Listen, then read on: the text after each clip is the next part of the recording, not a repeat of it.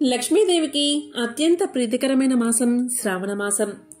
శ్రావణ మాసంలో శ్రావణ శుక్రవారం రోజు వరలక్ష్మి వ్రతాన్ని హిందువులు ఆచరిస్తారు. వరాలు ఇచ్చే తల్లిగా వరలక్ష్మి అమ్మవారిని పూజిస్తారు. ఈరోజు మీరు ఏం చేసినా చేయకపోయినా 5 రూపాయలతో ఇది కొని ఇంటికి తెచ్చుకుంటే చాలు. మీ దరిద్రం తొలగి మీ ఇంట్లో సిరి సంపదలు కురుస్తాయి. వరలక్ష్మీదేవి మీ ఇంట్లో ధన ప్రవాహాన్ని కురిపిస్తుంది. కష్టాలు, బాధలు, అప్పుల బాధలు తొలగి తిరుగులేని రాజయోగం పడుతుంది. మరి ఎంతో పవిత్రమైన వరలక్ష్మి వ్రతం రోజు 5 రూపాయలతో ఏం కొని ఇంటికి తెచ్చుకుంటే మీ దశ తిరుగుతుందో ఇప్పుడు ఈ వీడియోలో తెలుసుకుందాం. లక్ష్మీదేవిని ప్రసన్నం చేసుకోవడానికి భక్తులు వరలక్ష్మి వ్రతాన్ని ఆచరిస్తారు. వరలక్ష్మి వ్రతం చేసే సమయంలో, చేసే ముందు, చేసిన తర్వాత కొన్ని పనులు అస్సలు చేయకూడదు.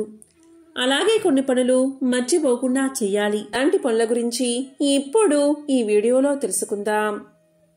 వరలక్ష్మి వ్రతం చేసే రోజు సూర్యుడు ఉదయించే వరకు నిద్రపోకూడదు. ఇతరులను దూషించడం, అసభ్యకరంగా మాట్లాడడం చేయకూడదు. పూజ పూర్తయ్యే వరకు ఉపవాసాన్ని పాటించాలి. ఆరోగ్యం బాగోలేని వారు ఉపవాసం చెయ్యాల్సిన అవసరం లేదు. ఆ రోజు శాకాహారం భుజించాలి. బ్రహ్మచర్యాన్ని పాటించాలి. గర్భవతులు 5 నెలలు దాటిన వారు ఈ వ్రతాన్ని ఆచరించకూడదు.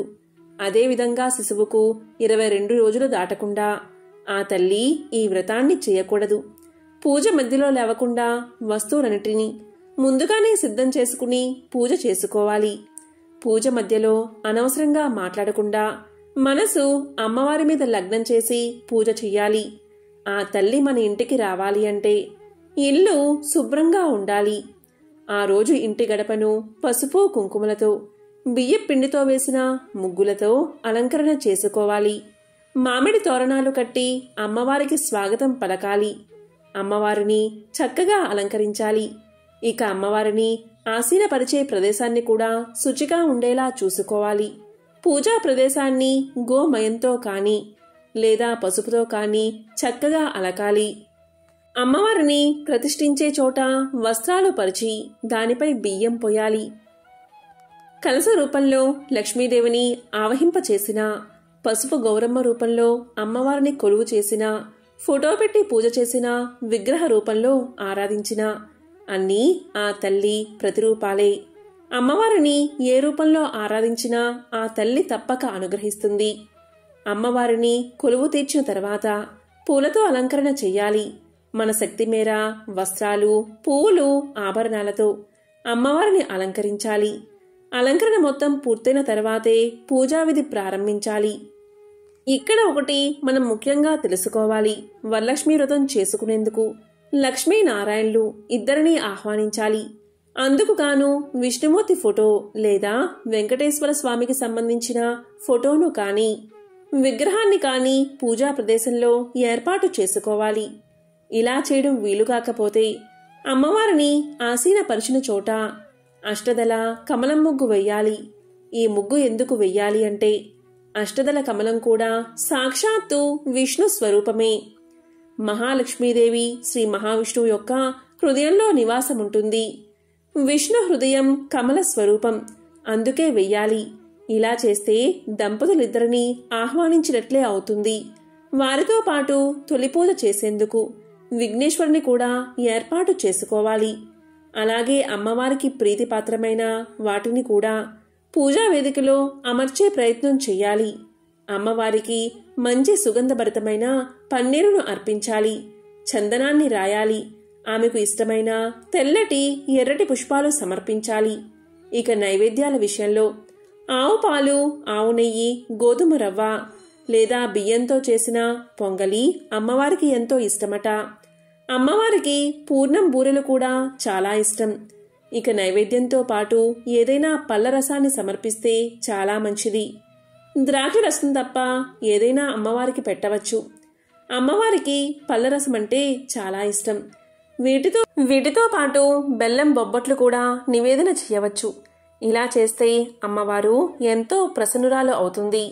ఇక అమ్మవారికి ఇరువైపులా అభిషేకం చేస్తున్నట్లు ఉండే ఏనుగుల బొమ్మలు అమర్చడం మర్చిపోకూడదు. ఏనుగులు సిరి సంపదలకు ప్రతీకలు. అందుకే వరలక్ష్మి వ్రతం రోజున అమ్మవారికి ఇరువైపులా ఏనుగులను అలంకరిస్తే ఆ తల్లి మనకు సిరి సంపదలను ప్రసాదిస్తుంది. ఏనుగు బొమ్మలు లేకపోతే 2 పసుపు గౌరమ్మలను చేసి వాటిని తమలపాకుపై ఉంచి అమ్మవారికి ఇరువైపులా ఏర్పాటు చెయ్యండి. అవి కూడా ఏనుగు బొమ్మలతో సమానం. ఇక చిన్న పూలబుట్ట, దానిండుగా పూలను ఆభరణాలు ఉంచి అమ్మవారికి పక్కగా ఉంచండి.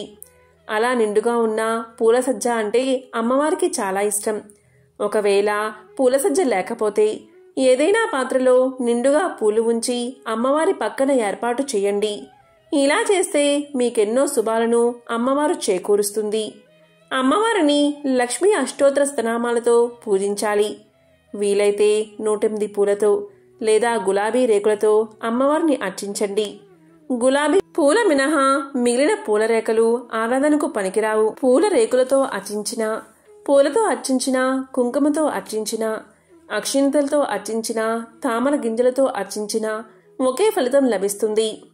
వరలక్ష్మీదేవికి మొగలి పువ్వులు, మారేడు దళాలు అంటే చాలా ఇష్టం. కాబట్టి కుదిరిన వారు వాటితో ఆ తల్లికి అలంకరణ చెయ్యండి. పూజ జరుగుతున్నంతసేపు కుటుంబ సభ్యుల్లో ఎవరైనా విసనకర్రతో వీస్తూ అమ్మవారికి సేవ చేయండి. వరలక్ష్మీదేవిని శక్తి కొలది అలంకరించిన తర్వాత వరలక్ష్మి వ్రత విధానంలో పేర్కొన్న విధంగా షోడశోపచారాలతో అమ్మవారిని పూజించండి. షోడశోపచారాలతో పూజించడం అంటే ఆడపడుచుగా ఇంటికి వచ్చిన అమ్మవారిని భక్తితో ఆరాధించడమే. ఆవాహయామి అంటూ ఆహ్వానించండి. ఆశీర్వాదాలవి కమ్మని ప్రార్థించండి. ఇంటికి వచ్చిన అతిథి కాబట్టి పంచామృతాలతో అభిషేకించండి. వస్త్రాలు, ఆభరణాలు అందుకోమని కానుకలు ఇచ్చి పసుపు, కుంకుమలు, అక్షింతలతో పూజించండి. దీనిని షోడశోపచార పూజ అంటారు. పూజ పూర్తయిన తర్వాత చారుమతి కథను తప్పనిసరిగా చదవండి లేదా వినండి. పూజ పూర్తయిన తర్వాత కానీ లేదా సాయం సంధ్యా సమయంలో కానీ బ్రాహ్మణుడికి, ముత్తైదువులకు తాంబూలం ఇవ్వండి. తాంబూలంతో పాటు నానబెట్టిన శనగలు కూడా ఇవ్వండి. ఇలా చేస్తే వరలక్ష్మీదేవి సర్వదా అనుగ్రహిస్తుంది. ఈరోజు వరాలు ఇచ్చే వరలక్ష్మి అమ్మవారిని పూజిస్తారు. ఈరోజు ఇలాంటి నైవేద్యాలు సమర్పిస్తే అమ్మవారు సంతోషించి మిమ్మల్ని దీవిస్తారు. అన్ని కష్టాలను తీరుస్తారు. బంగారం, ధనం, ధాన్యం, విద్యను ప్రసాదించే తల్లి వరలక్ష్మీదేవి. ఒకరోజు ఆదిశంకర భగవత్పాదులు మధుకరానికి బయలుదేరి ఒక నిరుపేద ఇంటి ముందు నిలిచి భవతి భిక్షాందేహి అని కేకవేశారు. అడుగులు తడబడుతూ ఉండగా ఆ ఇంటి ఇల్లాలు గుమ్మంలోకి వచ్చి చూసింది. ఎదురుగా సాక్షాత్తు వామనుడే దిగి వచ్చాడా అన్నట్లు బ్రహ్మ తేజస్సుతో వెలిగిపోతూ ముద్రలుకుతున్న బాలశంకరుడు జోల పట్టుకుని నిలబడి ఉన్నాడు. ఆ తల్లికి ఏం చెయ్యాలో తోచలేదు. ఏమీ లేదు అని చెప్పడానికి మనసు రావట్లేదు. ఇక కళ్ళ వెంట నీళ్లు కారాయి. గ్రామంలోని మరొక చోటకు భిక్షకు వెళ్లిన భర్త ఇంకా తిరిగి రాలేదు. ఆయన వస్తేగాని ఈ కుర్రాడికి ఏమీ ఇవ్వలేదు అని అనుకుని బాధపడసాగింది. ఆ దీనురాలు ఆదిశంకరుల వారితో ఇలా పలికింది. నాయనా, నేను నీకు భిక్ష వేసే భాగ్యాన్ని ఆ భగవంతుడు నాకు ఇవ్వలేదయ్యా. ఈ దీనురాలి ఇంటికి ఎందుకు వచ్చావు బాబూ? గుమ్మంలోకి వచ్చిన నిన్ను ఊరికే ఎలా పంపించను అని విచారంతో ఇంట్లోకి వెళ్లి ఇల్లంతా గాలించింది. అతి కష్టం మీద ఇల్లంతా వెతకగా ఒక ఉసిరిపండు కనిపించింది.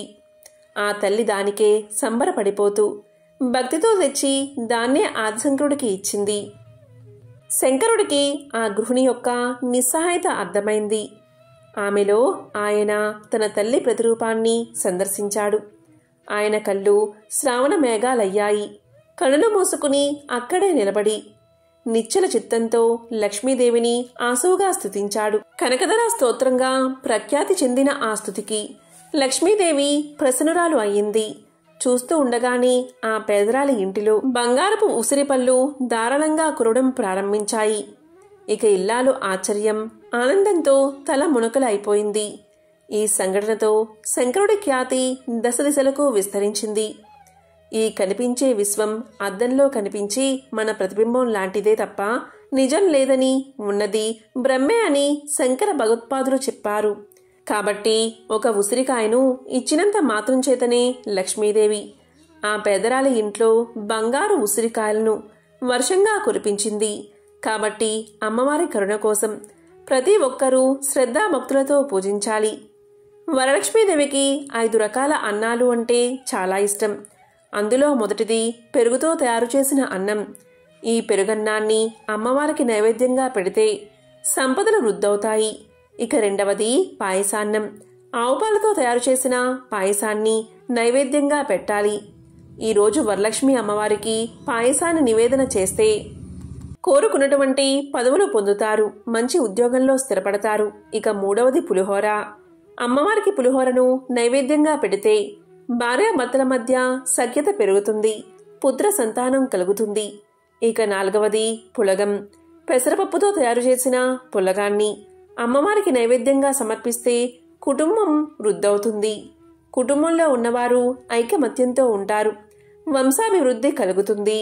ఇక ఐదవది బెల్లంతో తయారు చేసిన అన్నం. ఈ 5 అన్నాలు అమ్మవారికి నైవేద్యంగా పెడితే సకల శుభాలు కలుగుతాయి. ఈరోజు స్త్రీలు సౌభాగ్యంతో ఉండాలి అంటే శనగలను ఉడికించి అమ్మవారికి నైవేద్యంగా పెట్టండి. ఇక అరటిపళ్ళు, కొబ్బరికాయలు, దానిమ్మకాయలు నైవేద్యంగా పెడితే చాలా మంచిది.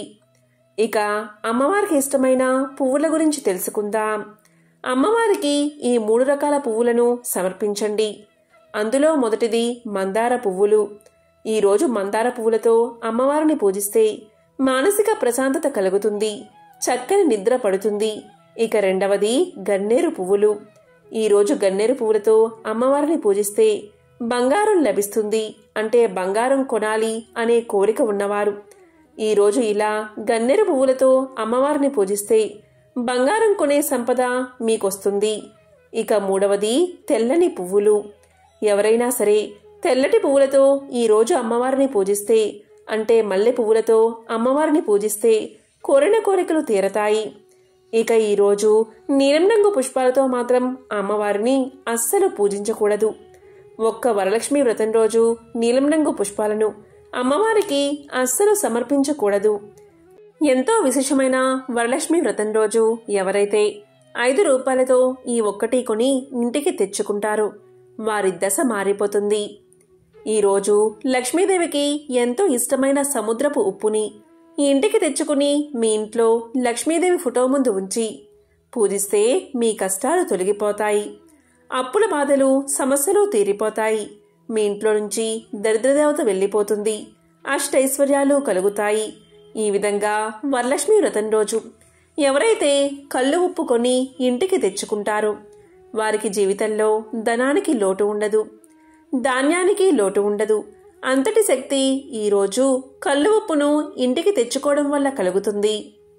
కాబట్టి ఈరోజు మీరు ఖచ్చితంగా చిన్న కల్లుప్పు ప్యాకెట్ను ఇంటికి తెచ్చుకుని కొంచెం గిన్నెలో ఉప్పు వేసి లక్ష్మీదేవిని పూజించే ముందు అమ్మవారి ముందు ఇది పెట్టండి. ఇలా పెడితే ధనాకర్షణగా పనిచేస్తుంది. అదేవిధంగా వరలక్ష్మి వ్రతం రోజు అమ్మవారికి ఎంతో ఇష్టమైన తామర గింజలను ఇంటికి తెచ్చుకోవడం వల్ల మన ఇంట్లో సిరుల వర్షం కురుస్తుంది. ఈరోజు తామర గింజలు తెచ్చుకుని ఇంట్లో పూజా గదిలో అమ్మవారి పటం ముందు పెట్టి పూజించడం వల్ల లక్ష్మీ కటాక్షం కలుగుతుంది. అదేవిధంగా లక్ష్మీదేవికి ఎంతో ఇష్టమైన సముద్రపు గవ్వలను ఈరోజు ఇంటికి తెచ్చుకోవాలి. గవ్వలు సముద్రం నుంచి ఉద్భవిస్తాయి కాబట్టి అమ్మవారు కూడా సముద్రం నుంచే ఉద్భవించింది. గవ్వలంటే అమ్మవారికి చాలా ఇష్టం. గవ్వలు ఐశ్వర్యానికి ప్రతీక. గవ్వలు ఎక్కడ ఉంటే అక్కడ సిరి సంపదలు వెల్లువిరుస్తాయి.